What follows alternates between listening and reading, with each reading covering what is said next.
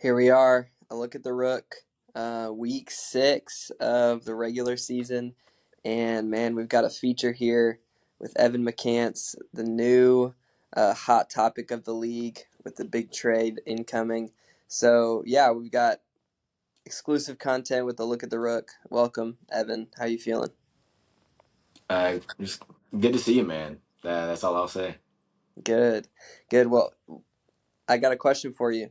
Couple actually. So let's get into it. First one is let us in on your head. What's going on in your head? You're 6-4. Just made one of the biggest trades of the year. What's the play?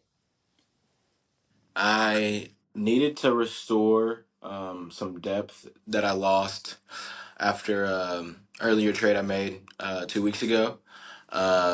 Still feeling pretty good about my guys, but I don't value draft picks nearly as much as everybody else does in this current season, considering my age.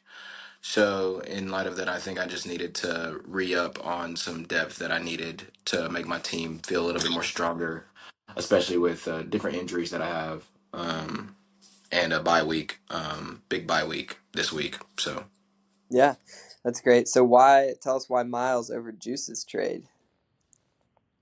I mean, I definitely agreed with some of the points that he made. Ultimately, it was a really hard trade to make. But I was looking at some of Mooney's highlights and the way that the Falcons are utilizing him. Um, I'm really excited about his potential. Something that really hurt was losing the potential of Josh Jacobs along with Khalil Shakur in one of the trades. Jalen Tolbert had a breakout game last game, and I expect him to perform well for the rest of the season. So ultimately, it hurt me to say no to Juice, but the future upside with Miles's trade, as well as the potential of looking at Juice's team and recognizing that.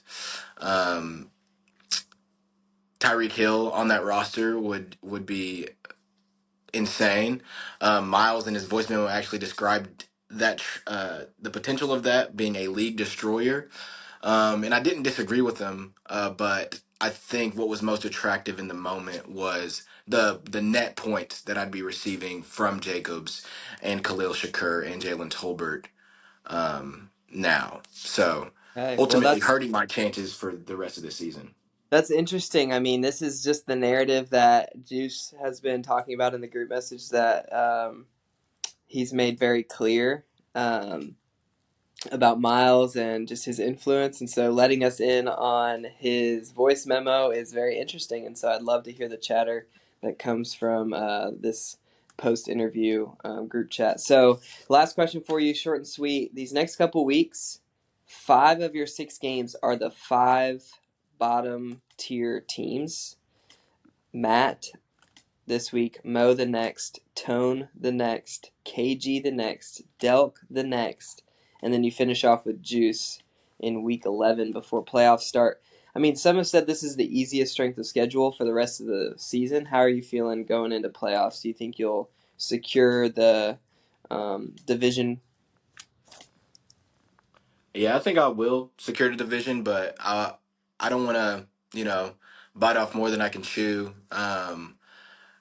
Honestly, you never really know with fantasy football, and I'm realizing that.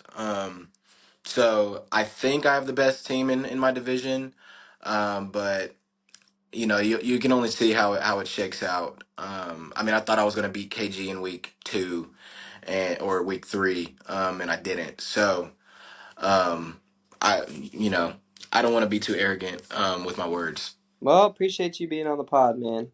Best of luck to you. Thanks,